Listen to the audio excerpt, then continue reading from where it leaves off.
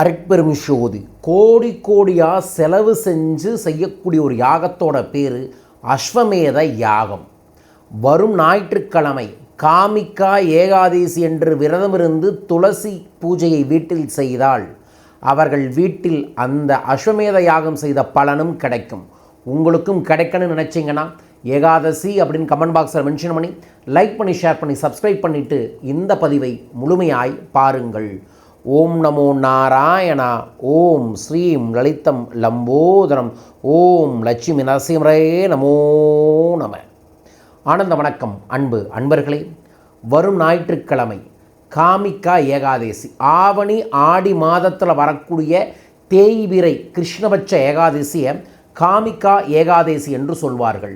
வரும் ஞாயிற்றுக்கிழமை காலையில் எந்திரிச்சு தலைக்கு குளித்து விட்டு உங்கள் வீட்டில் இருக்கக்கூடிய துளசி செடிகிட்ட நமஸ்காரம் பண்ணி துளசியை பறித்து ஒரு கிண்ணத்தில் தண்ணீர், கொஞ்சோண்டு பச்சை கற்பூரம், ஒரு ஏலக்காய், அதோட துளசியை வச்சு துளசியை செடிக்கு நல்லா மஞ்சள் தேய்ச்சி குங்குமம் வச்சு அதற்கு அப்புறம் உங்கள் துளசி செடி பக்கத்தில் ஒரு தீபம், நெய் தீபம் ஏற்றி வச்சுட்டு உங்கள் வீட்டு பூஜை அறையில் பெருமாளுக்கு ஒரு அணையா தீபம், இந்த ஏகாதேசி 36 மணி நேரமும் நான் ஒரு அணையா தீபம் ஏற்றுறேன், என் வாழ்வில் சகல செல்வங்களும் பெருகணும் இறைவா அப்படின்னு வேண்டிக்கங்க.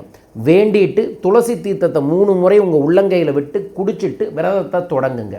விரதத்தை தொடங்கும் போதே ஓம் நமோ நாராயணா, ஓம் ஸ்ரீம் லலிதம் லம்போதரம், ஓம் ஸ்ரீம் சீனிவாசம், ஓம் லட்சுமி நரசிம்மரே நமோ நம, இந்த 4 மந்திரத்தையும் 51 முறை ஜபம் செய்து தொடங்குங்க.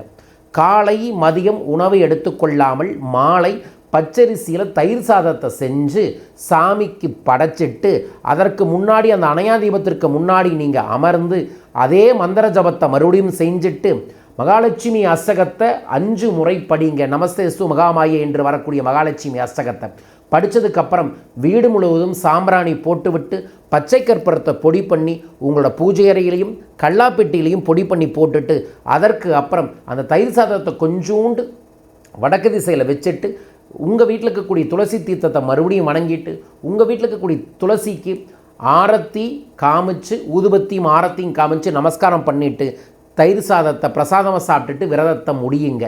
லைட்டாக விரதத்தை தயிர் சாதம் எடுத்துக்கோங்க. அதற்கப்புறம் நைட்டு தரையில் படுத்து உறங்கிட்டு அதற்கு அடுத்த நாள் காலையில் தலைக்கு குளிச்சுட்டு மறுபடியும் மந்திர ஜபம் செஞ்சுட்டு விரதத்தை முடியுங்க. இந்த நாட்களில் இந்த விரதம் இருக்கிறதுனால உடல் சுத்தியாகும், மன சுத்தியாகும், பெருமாளின் அருள் கிடைக்கும், அதன் மூலமாக சகல செல்வங்களும் பெருகும். உங்களுக்கும் பெருகணும்னு நானும் பிரார்த்திக்கின்றேன். பயன்படுத்தி வளம் பெறுங்கள். வாழ்க, நல்லது நடக்கட்டும். தொடர்ந்து ஆடி அமாவாசை வருகிறது. அந்த தெய்வீகமான ஆடி அமாவாசைக்கு ராமேஸ்வரத்தில் 2 நாள் சிறப்பு யாத்திரை ஏற்பாடு பண்ணியிருக்கோம். வாய்ப்பு இருக்கக்கூடிய அனைவருமே வாழ்வில் ஒரு முறையாவது இந்த யாத்திரை வரணும். இந்த வாய்ப்பு உங்களுக்கு கிடைச்சதுன்னா கண்டிப்பாக வந்து கலந்துக்கங்க. ஆடி அமாவாசையை முன்னிட்டு சிறப்பு திலாகோமத்தை கோயம்புத்தூரில் ராமேஸ்வரத்தில் ஏற்பாடு பண்ணியிருக்கோம். திலாகோமத்தில் உங்கள் இறந்தவர்களோட பேரில் சிறப்பு பூஜைகள் செய்து அதற்கப்புறம் அன்னதானம் செய்து உங்களுக்காக சிறப்பு பிரசாதத்தையும் உங்கள் இல்லத்திற்கு அனுப்பி வைக்க இருக்கின்றோம். உங்கள் பேரை பதிவு செய்ய தொலைபேசி எண்களில் தொடர்பு கொள்ளுங்கள். ஆகஸ்ட் 16ஆம் தேதி சிறப்பு மணி 786 அப்படிங்கிற ஒரு ஜூம் ஒர்க் ஷாப் நடக்குது. இந்த ஜூம் ஒர்க் ஷாப்போட ஸ்பெஷல் என்ன அப்படின்னா, நான் சொல்லித்தரக்கூடிய ரகசியத்தை 5 நிமிடங்கள் தினமும் தியானமாகவும் சூட்சமமான வழிமுறைகளையும் கடைபிடித்தீர்கள் என்றால் உங்கள் வாழ்க்கையில் நீங்கள் நினைத்த செல்வத்தை, நினைத்த வாழ்க்கையை உருவாக்க முடியும். மணி 786 பயிற்சியில் கலந்துக்கணும்னு நினைக்கிறவங்க தொலைபேசிகளை தொடர்பு கொண்டு உங்கள் பேரை பதிவு செய்யுங்க. மீண்டும் ஒரு அற்புத பதிவில் உங்களை சந்திக்கின்றேன். வாழ்க வையகம், வாழ்க பணமுடன். நன்றிகள் கோடி.